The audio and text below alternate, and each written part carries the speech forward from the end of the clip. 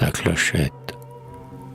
Clochette d'argent, va, jette, souvent, ta note qui trotte et flotte gaiement. Résonne longtemps, entonne tes chants, qu'entraîne la laine sereine des vents.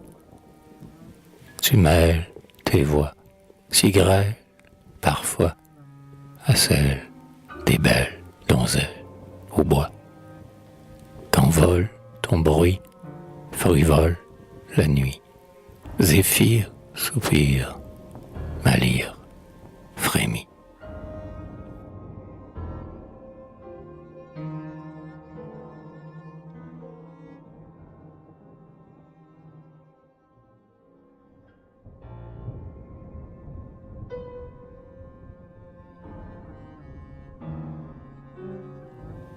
La bulle de savon, vol, sphère, qu'un enfant vient de faire en jouant, que la laine d'un vent doux te promène sans courroux.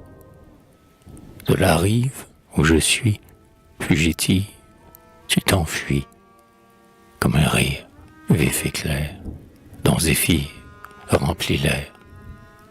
Va donc, bulle de savon, beau globule, si mignon. Dans l'espace, j'aime à voir ta surface se mouvoir, frémissante comme l'eau, jaillissante d'un ruisseau. Tu reflètes dans les feux que tu jettes les cieux bleus. Vole aux sphères qu'un enfant vient de faire en jouant, que la laine de vent doux te promène sans courroux.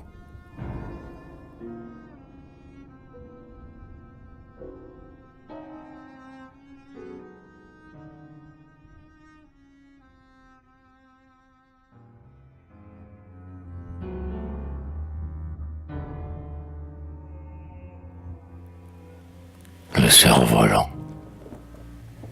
qu'il s'envole, mon charmant et frivole cerf-volant, que la laine du zéphyr fait sans peine tressaillir dans l'espace où, gaiement, l'oiseau passe en chantant.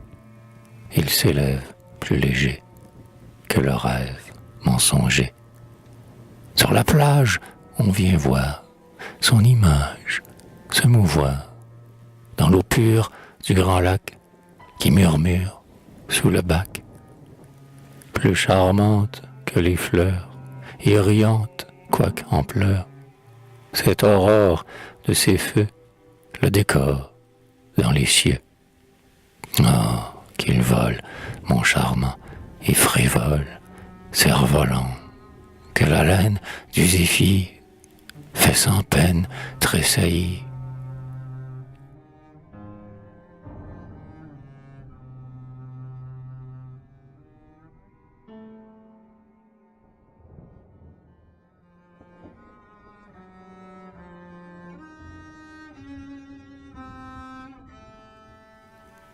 L'aïeul et l'enfant.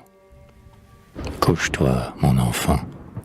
C'est l'heure où la nuit sombre voit la chauve-souris tournoyer dans son ombre, comme un pâle lambeau dans le sein des remous.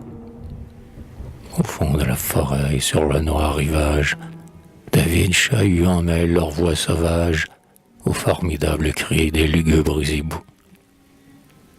Les corbeaux croissent au milieu des ténèbres, où leurs chants sont redits parmi l'écho funèbre, répandent dans les bois l'épouvante et l'horreur, à leur sinistre aspect, croyant que leur plumage, de l'ombre de la mort et l'effroyable image, les passants effarés frissonnent de terreur.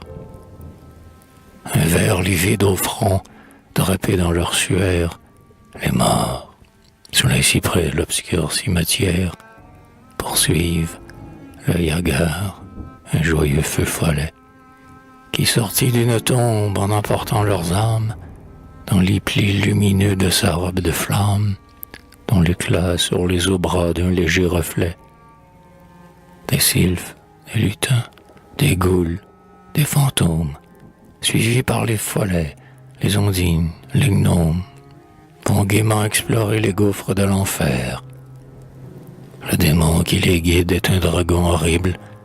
Son regard est farouche et sa voix est terrible. Il a des pieds fourchus armés d'ongles de fer.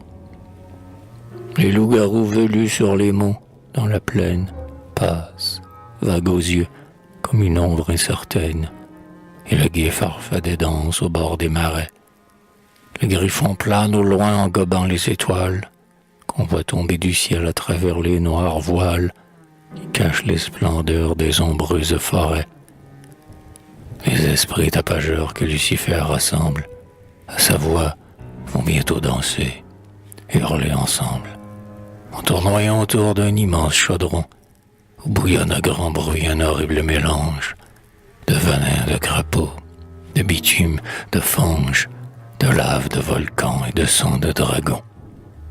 Ah, si dans leur fureur les loups de la montagne, qui, les yeux flamboyants, parcourent la campagne, venaient de ton sang pur rougir leurs longues dents, si le vampire errant, ce monstre fantastique, qui naquit dans le sein de quelque tombe antique, t'emportait dans la fosse où résonnent ses chants.